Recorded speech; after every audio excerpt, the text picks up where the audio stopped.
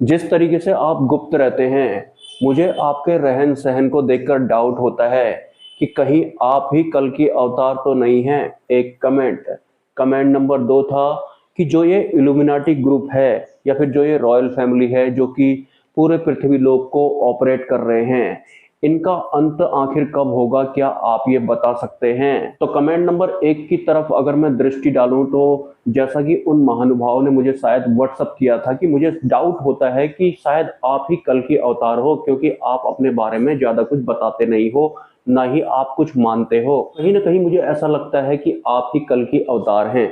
देखिए, जो इंसान परब्रह्म की भक्ति करते हैं वो सतरज और तमोगुण के पार की भक्ति करते हैं, वो माया पार की भक्ति होती है। किसी युग का समापन करने वाले या फिर नई सभ्यता का आगमन करने के लिए जो भी अवतार अवतरित होते हैं वो सतरज और तमोगुण के अधीन वाले होते हैं।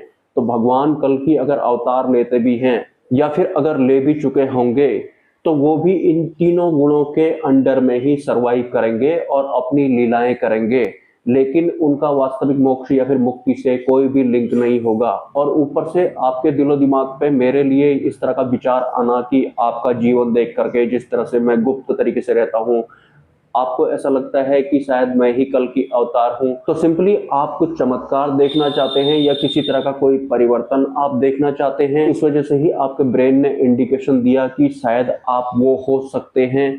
आप परब्रह्म की भक्ति तो नहीं करते हैं, परब्रह्म की भक्ति अगर आप करते तो आपको इसमें भी कोई इंटरेस्ट नहीं होता। और परब्रह्म की भक्ति करने का मतलब है कि मैं कौन हूं, सबसे पहले मुझे ये जानना है। मुझे क्या मतलब कि कौन कल की अवतार है या फिर नहीं है। मुझे तो आत्म स्थित होना है, मुझे तो अपने आप में स्थित होना है, मुझे तो आत्म तत्व में स्थित होना है, मुझे तो परमात्मा से मिलना है। तो फिर इस संसार में युग परिवर्तन हो या फिर ना हो या फिर किसी नई सभ्यता का आगमन हो, इससे मुझे क्या मतलब है। जिसके भीतर जैसा होगा या फिर जिसके भीतर ये संसार बसा होगा, भरा होगा, इस संसार में ही रहना उसे होगा, उसी तरह का वो दुनिया के बारे में भी सोचते और समझते हैं। ये बिल्कुल ए टू जेड क्लियर होता है। अगर आपका इस संसार में मोह नहीं होगा तो फिर आप तीनों गुणों के भी पार की भक्ति करेंगे या फिर आप परब्रह्म की भक्ति ओनली करेंगे। आप किसी अवतार से आकर्षित नहीं होंगे या फिर कुछ ऐसा आप देखना नहीं चाहते होंगे। आपको तो सिर्फ ब्रह्म रूप होना है, परब्रह्म की भक्ति करनी है। जो अंतिम सत्य है आपको सिर्फ उससे मतलब है, उसके लिए ही आप इस दुनिया में सरवाइव करते हैं, वही आपकी फर्स्ट प्रायोरिटी है। तो फिर बुद्धि के बल पर आप किसी अन्य को जज करने की कोशिश नहीं करेंगे। मैंने बहुत सारे वीडियोज में बताया है, जो भी इंसान परमात्मा के मार्ग की या फिर उनके क्षेत्र की अनुभूतियां चाहता है, वो चाहता है कि मेरे भीतर जो परमात्मा के क्षेत्र वाली इंद्रियां हैं वो एक्टिवेट हो जाएं, उनका विकास हो जाए। तो आपको भगवान स्वामी नारायण का मंत्र जप करना है, उनका ही ध्यान करना है और उनकी ही भक्ति करनी है, वो भी निस्वार्थ भाव से। मतलब कुछ प्राप्त होगा ऐसे नहीं, कुछ प्राप्त वाला तो ये बुद्धि मन शामिल हो जाता है। निस्वार्थ भाव से आपको भक्ति करनी है तो ही आपकी वो इंद्रियां विकसित होंगी जिनसे आपको परमात्मा के क्षेत्र वाले अनुभव होंगे। अगर बौद्धिक क्षेत्र वाले अनुभव आप चाहते हैं या फिर संतुष्टि चाहते हैं आप बुद्धि और मन की, तो फिर आप माया में ही रहना चाहते हैं या फिर आप अपनी बुद्धि को संतुष्ट करना चाहते हैं किसी अन्य के बारे में कुछ डिसीजन लेकर के कि तुम शायद कल की अवतार हो सकते हो। मैं कल की अवतार नहीं हूं, मुझे कल की अवतार होने का बिल्कुल भी शौक नहीं है। बात अलग है कि वो देव अवतार होंगे, मे बी वो राजसिक गुणों वाले हों जैसे कि भगवान श्री कृष्ण हुआ करते थे, लेकिन परब्रह्म के जो भक्त होते हैं या फिर अंतिम गुरु के जो शिष्य होते हैं वो युगों पार वाली भक्ति करते हैं, वो सतरज और तमोगुण के पार वाली भक्तियां करते हैं। युग परिवर्तन से संबंधित व्यवस्थाओं में उनका कोई इंटरेस्ट नहीं होता है। हालांकि उन सबका अपना सम्मान है, सम्मान माया वाला होता है, ये भी आपको पता ही है। जैसा हमारा अंतकरण होगा वैसा ही ये संसार हमको दिखता है। और अंतकरण में आता है मन, बुद्धि, चित्त, अहंकार, और यही सबसे बड़े शत्रु होते हैं जो हम परमात्मा से नहीं मिल पाते हैं या फिर हम अपने आत्म तत्व में नहीं ठहर पाते हैं। इनसे ही पार जाना होता है। तो इनके प्रभाव में आपको जो भी मिल रहा है आप समझ जाना वो आपको परमात्मा से दूर ही रखने वाला है। वो बात अलग है कि अभी आप माया में ही रहना चाहते हैं, इस संसार में ही रहना चाहते हैं। और जहां तक बात रही मेरी, तो मैं बहुत पहले से एकांत पसंद करता हूं। मैं बहुत कम लोगों से बात करने वाला इंसान हूं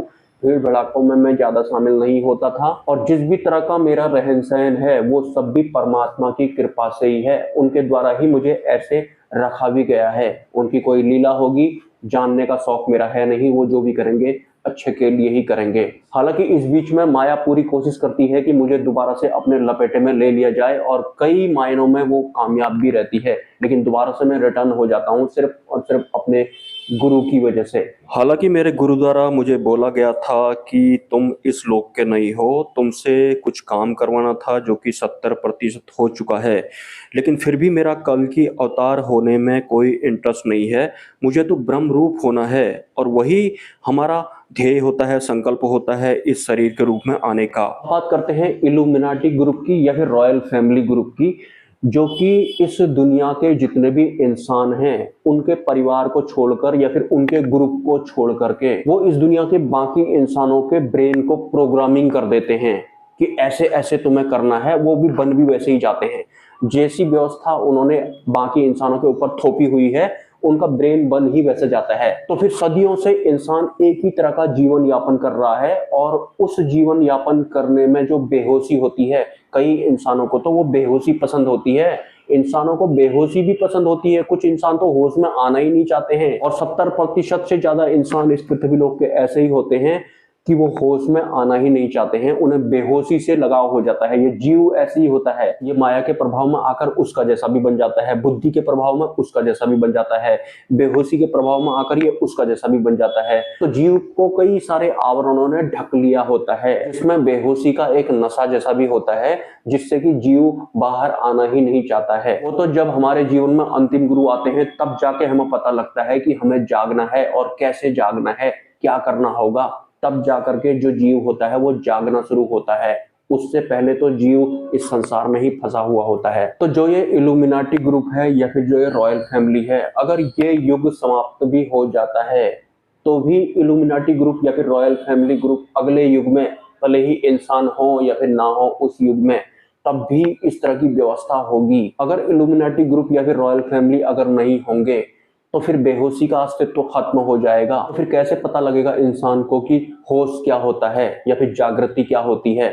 ये इल्यूमिनाटी ग्रुप भी बेहोशी वाले ही हैं। लेकिन कमाल की बात है, रॉयल फैमिली जो भी इस पृथ्वी लोक के इंसानों को देती है, इस पृथ्वी लोक का इंसान उसे एक्सेप्ट करता है और उनका लुत्फ भी उठाता है। हालांकि जिन चीजों का वो लुत्फ उठाता है वही उसको एक दिन जकड़ लेती हैं और इंसान बंधन में आ जाता है। ये जितना भी सिस्टम हमारे इस पृथ्वी लोक में चलता है ये सब का सब बंधन है।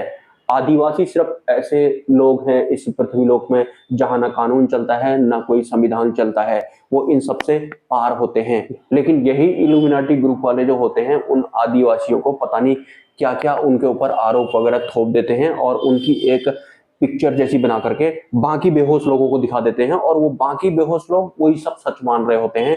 जबकि वास्तविकता बताऊं आपको मैं, तो आदिवासी ही अभी शुद्ध बोले जा सकते हैं। उनके अलावा इल्यूमिनाटी ग्रुप ने इस पृथ्वी लोक के बाकी सब इंसानों को अशुद्ध कर दिया है। उनकी बुद्धि को भी उन्होंने एक तरह से श्रापित या फिर भ्रमित जैसा कर दिया है। तो आपको जगाने के लिए आपके बिस्तर में कोई आपको उठाने के लिए नहीं आएगा। आपको ये समझ होनी चाहिए, जागना एक बहुत बड़ी सीढ़ी है। इस हद तक बेहोश किया गया है इंसान को कि उसके जागने के बाद दोबारा से वो बेहोश भी हो सकता है अगर वो खुद भी अपनी तरफ से प्रयास करता है तो। लेकिन पूर्ण जागृति जहां से एक बार हो जाती है तो फिर वो हो जाती है, फिर इंसान आत्म स्थिर हो जाता है। इल्यूमिनाटी ग्रुप जो है वो कभी बंद नहीं होगा, भले ही पूरे युग का ही पतन क्यों ना हो जाए। एक नया युग आएगा, नए जीव आएंगे, नई सभ्यता आएगी, लेकिन नया इल्यूमिनाटी या फिर रॉयल फैमिली भी आएगी जो बाकी जो भी जीव होते हैं उनको रूल करेंगे, जो उनको बेहोश ही रखेंगे। जो और तो और जो ये रॉयल फैमिली या फिर इल्यूमिनाटी ग्रुप जो होते हैं, जिस चीज को या फिर जिस व्यवस्था को आप बहुत उच्च स्तर का मानते हो और सभ्य मानते हो, वही व्यवस्था एक आम इंसान को बेहोश रखने का काम करती है। ये भी नहीं पता है इस पृथ्वी लोक के आम इंसानों को।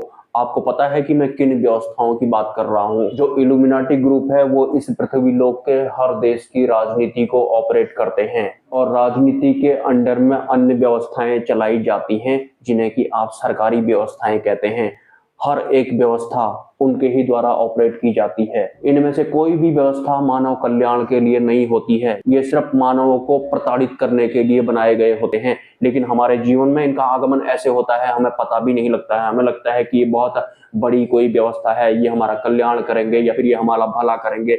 भला करने के नाम पे आपसे वो पैसे लेते हैं जिसे कि एक आम इंसान टैक्स के रूप में पे करता है, और इस टैक्स का हिस्सा भी इल्यूमिनाटी ग्रुप को या फिर रॉयल फैमिली को जाता है। कुछ परसेंटेज हर देश का इंसान नागरिक ये टैक्स पे करता है इल्यूमिनाटी ग्रुप को, क्योंकि सब कुछ उनके द्वारा ही बिछाया गया है। आपकी पढ़ाई लिखाई से लेकर के आपके सपनों तक, आपके सपने ना पूरे हों, टूटने के बाद आप क्या करोगे, वो सब उनके द्वारा बनाया गया है। आपके दिलो दिमाग पे डाला गया है, आपके ब्रेन को जैसा उन्होंने चाहा वैसा बना दिया है, और इंसान के दिमाग को प्रोग्राम करने में ये फिल्मों का सहारा भी लेते हैं। मानव सभ्यता तो फिल्मों में ही सिमट गई है, तो किसी अन्य का इंतजार नहीं करना है कि इल्यूमिनाटी ग्रुप या फिर रॉयल फैमिली का समापन कब होगा। आपको खुद की यात्रा करनी है, आपको अपने आप से मिल जाना है। आप अपने आप से मिल जाएंगे, इस राह पर भी आप चलेंगे ना, तो आपको ये सब अपने आप समझ में आएगा। हर एक व्यवस्था की वास्तविक पिक्चर आपको समझ में आएगी। इस विषय पर कुछ लिखना चाहते हैं तो लिख सकते हैं, सपोर्ट आप कर सकते हैं नंबर पे मेरे या फिर QR कोड पे। नमस्कार।